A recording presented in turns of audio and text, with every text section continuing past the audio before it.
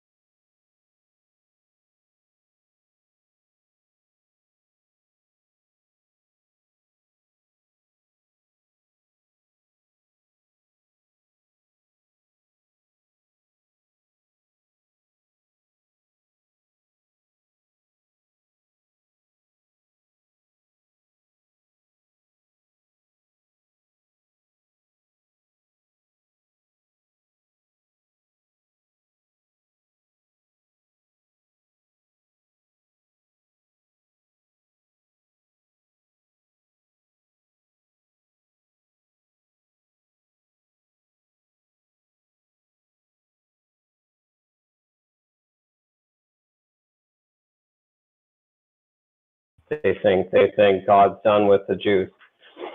Protestantism.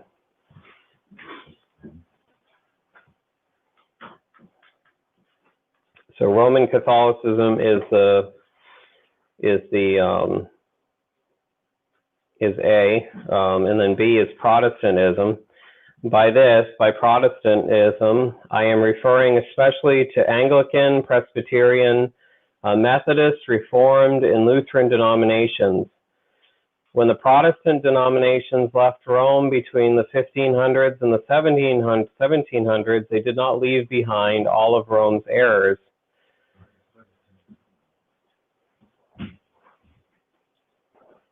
One of the errors they brought with them pertains to ecclesiology and the interpretation of prophecy.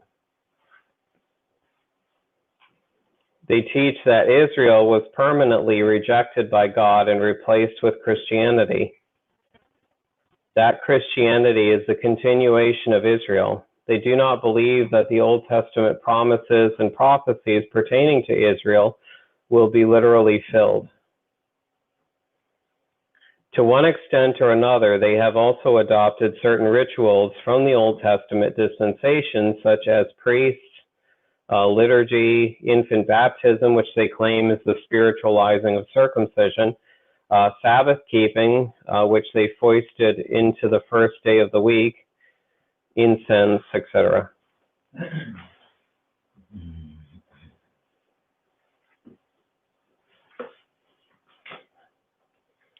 So, foisted, yeah. It is. So, and then infant baptism, I mean, you know, in the Old Testament, if it was in the Old Testament, circumcision was only the boys. So, I guess only boys should be baptized.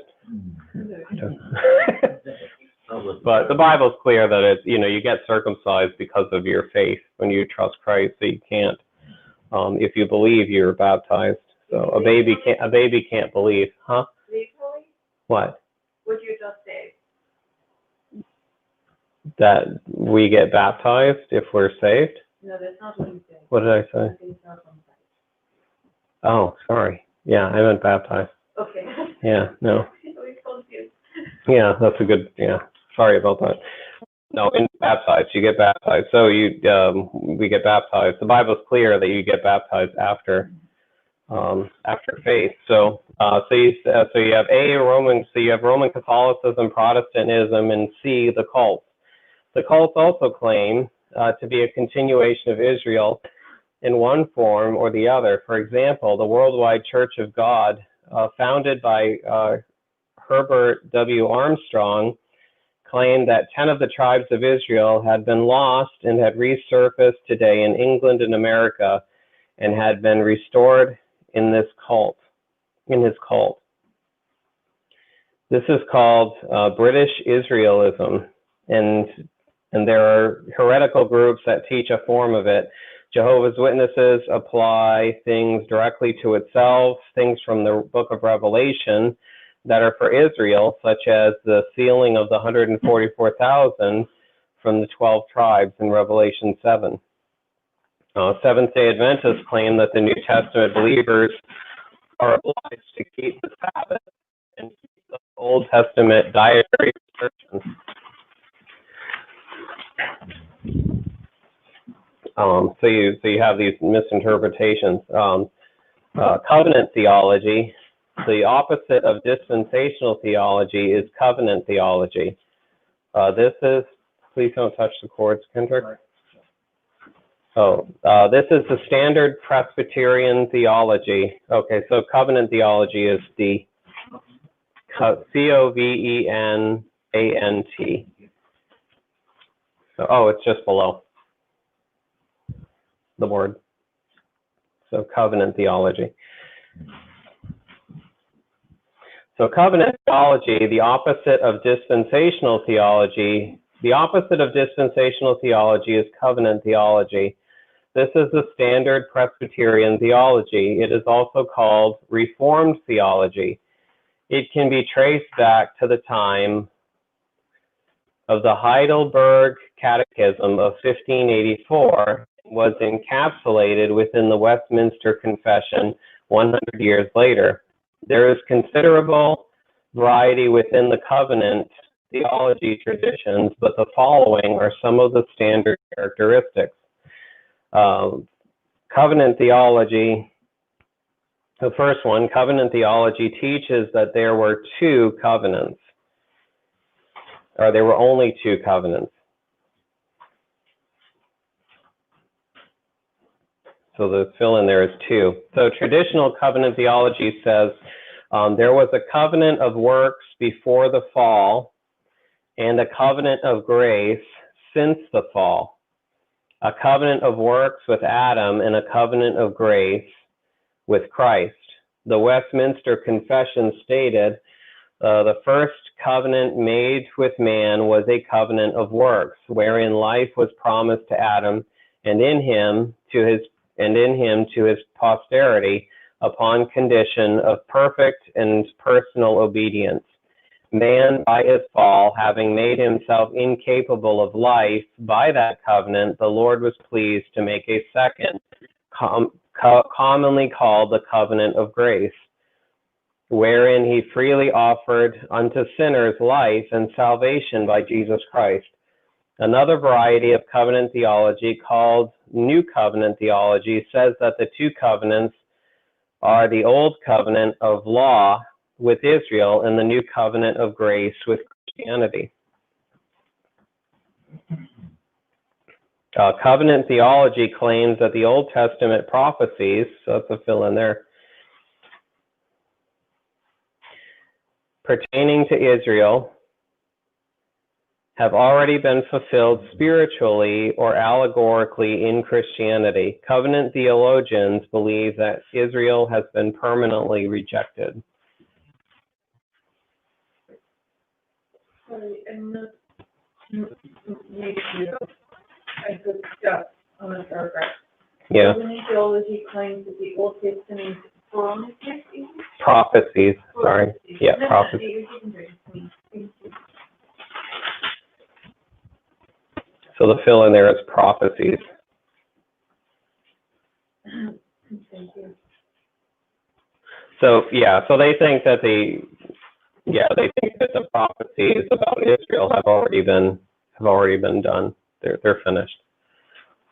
And I had somebody who believed in this covenant theology tell me that we're living in the 1,000-year, we're living in the millennium now.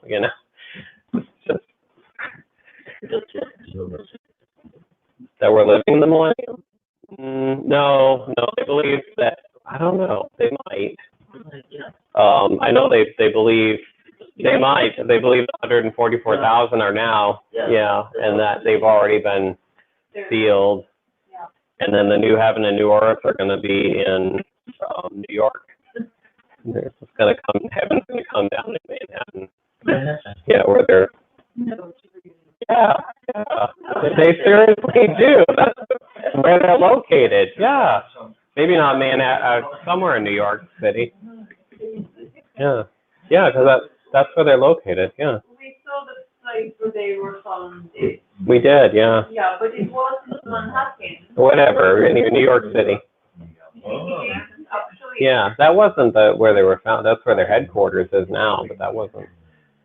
They own a lot of buildings in the city. because They have a big of their printing belief. ministry.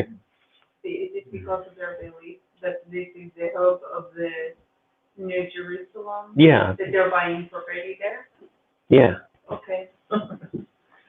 So, So I have a question about that. yeah. So when we talk with somebody about Calvinism, maybe you have a young Christian who is gotten friends with another Christian who is Calvinistic, and they're being spoon-fed these ideas, and they get very confused, and you are trying to talk to them and clarify from the scripture. So is it important to know? It says here there's actually two covenant theologies. The one about Adam and Christ, and the one about... Not two theologies, two covenants. No, it says two, okay. Traditional covenant theology or another new covenant theology. Traditional... Oh, they say that the two covenants are the old covenant of the law of Israel and the new covenant of grace with Christianity. Yeah, so I'm thinking... They're very similar. I don't see much difference. But it would to them because they're very detail-oriented. They are, yeah. So I think it would be valuable to find out which kind you're talking about, because otherwise, if they say, oh, they don't know anything about it, and you have to know, you have to be able to, does it matter if what I'm asking? No, does it? Does what matter? If you're trying to refute Calvinism to somebody who is being taught it by another person, and you're trying to help them, because it becomes very entangling. And you get your new baby Christian now gets caught in legalism almost. Yeah. So you want to protect them from that. Is it mattering to know what, do you need to know which covenantologies are being taught, Okay. the traditional or the new? Is it relevant, or can you just not worry too much? Does it matter when you're teaching and trying to help them? Is there much difference? I don't know. You'd have to deal with the person. There is not much. Depending, I mean, everybody's going to be different, you know, and I can't just give you this is how you deal with somebody who believes this. Okay, because I remember talking with somebody about cosmetology, and it's a great module. It does, yeah, and they have their places that they just gotta. It's almost like engaging in workplace. It is, and they have to, and then so it's difficult to deal with somebody when somebody's been indoctrinated in covenant theology. They're very difficult to deal with. Yeah, it's very difficult. It's good to understand. It's good to have an understanding. I don't know if you ever can get them out of it, because it's very difficult. Yeah. Where covenant is talking. Oh, but I'd give them a book about it. Like, okay. Don't try to do it yourself. Is that? I don't know. You know, I'd show them that video. There's a video I have on the website that has talks about several videos that talk about Calvinism and the problem with it. So, what were you saying, Vincent? No, sure. What I was going to say, I hadn't heard of any of this until now. Yeah. I hadn't heard much of it, to be honest with you, until I came here. Is that I feel that I'm growing in my faith without it. That's all I want to say about it. Is that I didn't know if it even existed. No, and you might never, but you might, you know, somebody may come into the church and be indoctrinated into covenant theology and start trying to teach, because and we had when the church first started growing, we had people coming and they were doing that kind of behind my back, teaching people and trying to and One thing I would say, Councillor, mm-hmm. when you go back to the Old Testament, and they had something like 613 laws. Yeah. And then the Ten Commandments then came into play to tidy all this up. So I'll give an example of that. That people went to the temple and they were drunk and they weren't actually in the right mind. And, they were kicked out of the temple. There was blood sacrifices made, for example, and Moses, the Ten Commandments came in for a reason. Oh, well, they didn't have the temple or anything until the Ten Commandments. Yeah, but you understand what I'm saying? I've said what I've said. So you're saying the Ten Commandments? Well, There was a lot going on. There was a lot going on in how they lived. Oh, a lot of the laws and things, yeah. And yeah. The ones that hearing to the laws correctly. And so the Ten Commandments was there to help them to live a more full life. Well,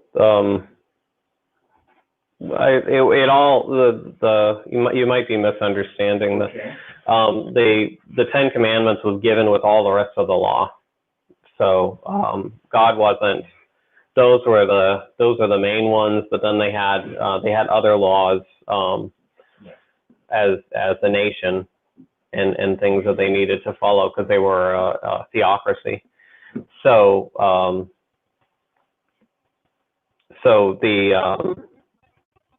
so it was all part of the package, but when Christ went to the cross, he took away, he fulfilled a lot of their laws and things were based on were pictures of the coming Messiah. The sacrifices were pictures of the Messiah. The rituals were pictures of the Messiah. The temple was a picture of the Messiah. And all of that was done away with when Christ fulfilled all of those things.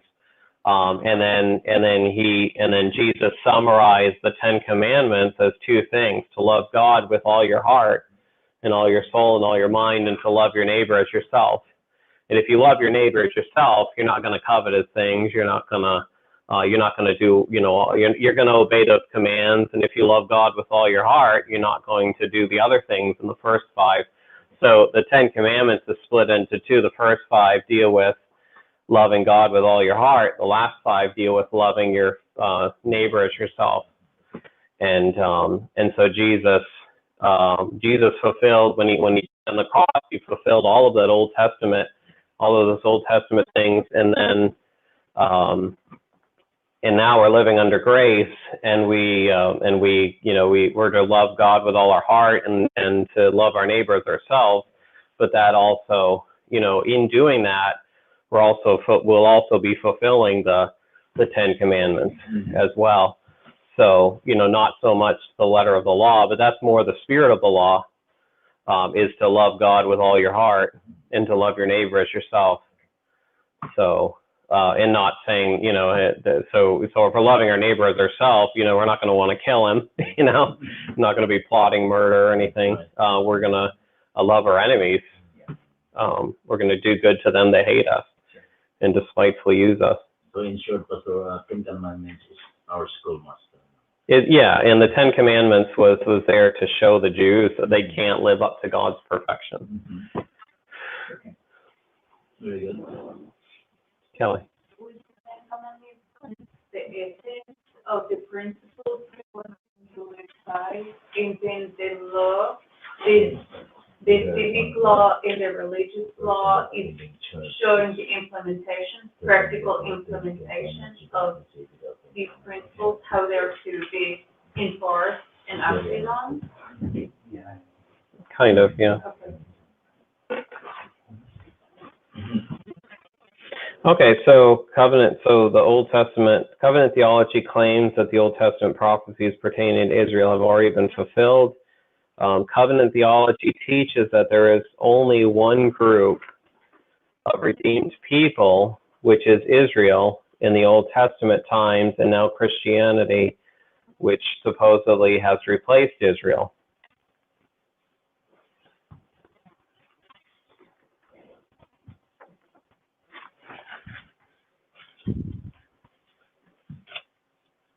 And because of that,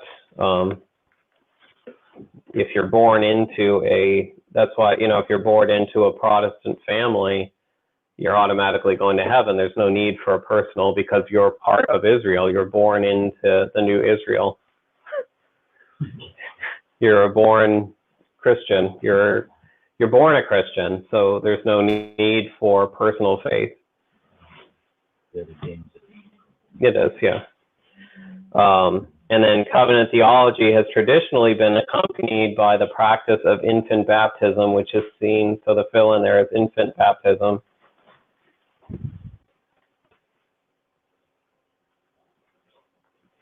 Which is seen as the entrance into God's new covenant. But the Bible teaches that salvation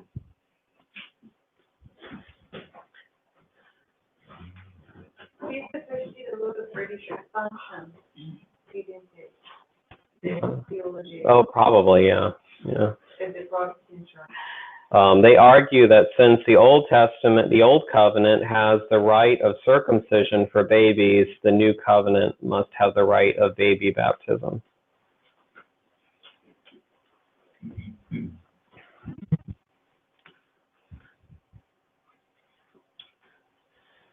Okay, so number 4, the lie about dispensationalism.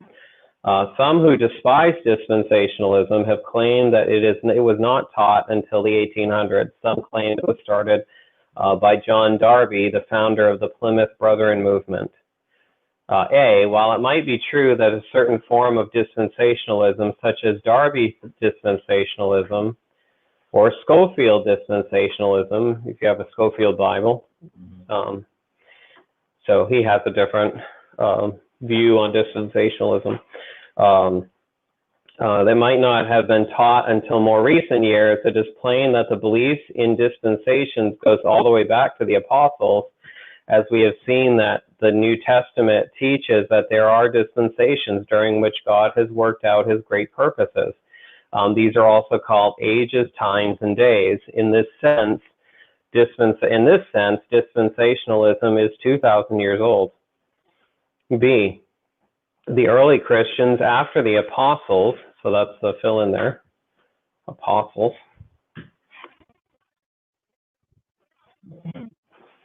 So the early Christians after the apostles, dispensationalism. Justin Martyr in AD 100 to 165 believed in 4 phases of history in God's plan, from Adam to Abraham, Abraham to Moses, Moses to Christ, and Christ to the eternal state. Irenaeus, who is alive AD 20 to 202, taught something similar, dividing the dispensations into the creation to the flood to the law to the gospel to the eternal state. In Ages and Dispensations of the Ante-Nicene Fathers, Larry Crutchfield observed that some of the early church leaders came very close to making nearly the same divisions that modern dispensationalists do.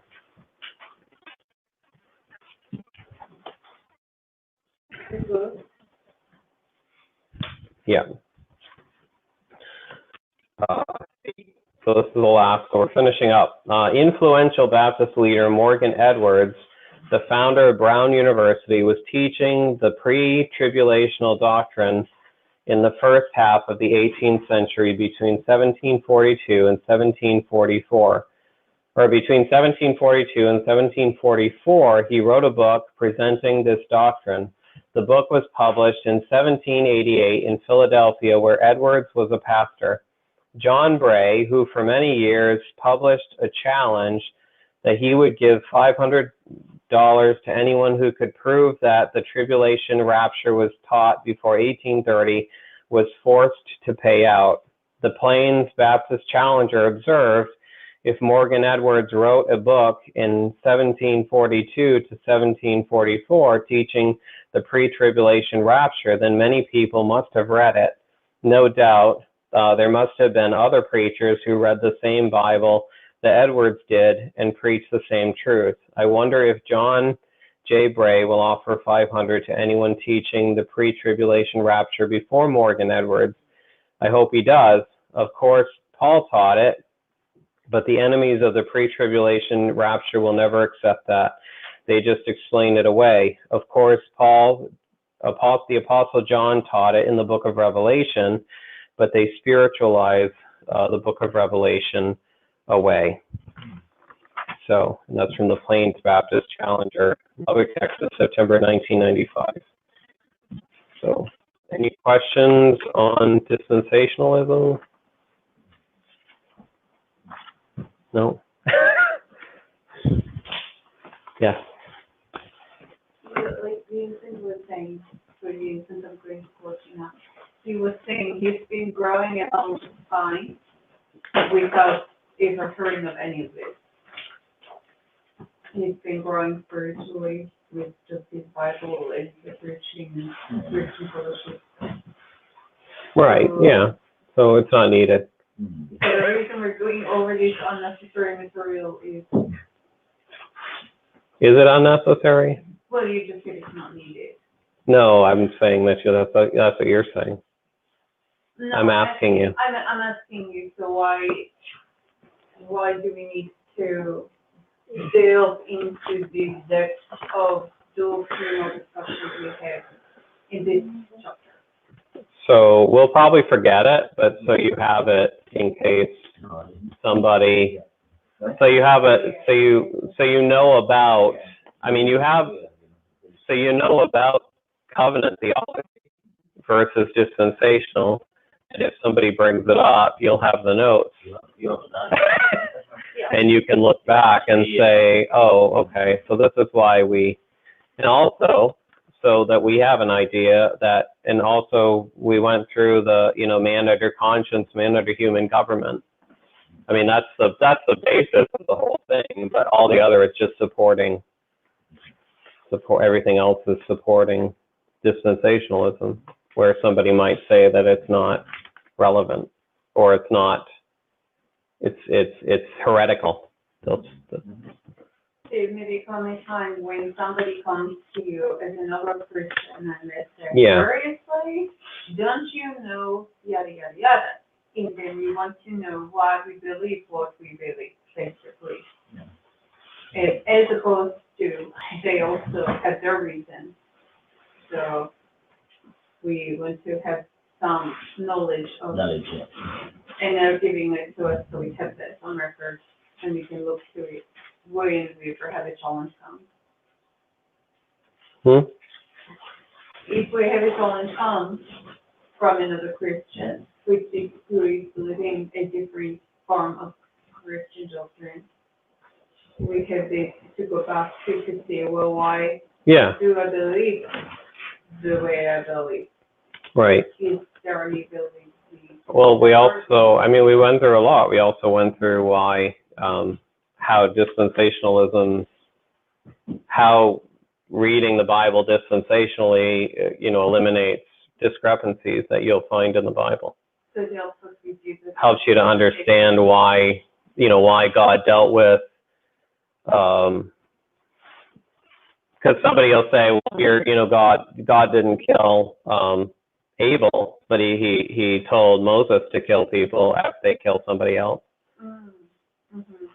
But now you know the why.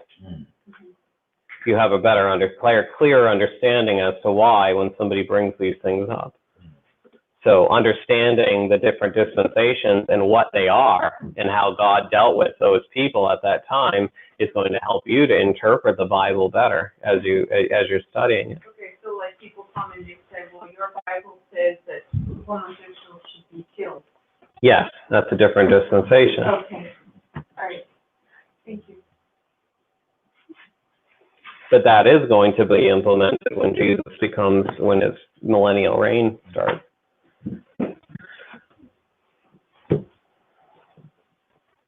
We're going to go back to Old Testament. The rebellious way, the son would be killed also. In that time, the law of Israel. But we'll live in we're not going to have the influence of the devil around us. The people still have to deal with their flesh, but they're not going to have the influences of an unholy society. Yeah, I was just trying to illustrate that it's not just one kind of person God was saying should be killed. There's a lot of different things. There is, yeah. A rebellious child is supposed to be killed. Yeah. I'm glad I wasn't alive then. Oh, I'd have been killed a long time ago. So do we? Yeah. So it's good to have a good explanation. Thank you. So, but God was teaching them holiness, His holiness. He was trying to teach them. And then when Christ came, we're living in the dispensation of grace. So, but we're not supposed to use that as an opportunity to sin. We're not supposed to take advantage of it. Some people do, unfortunately.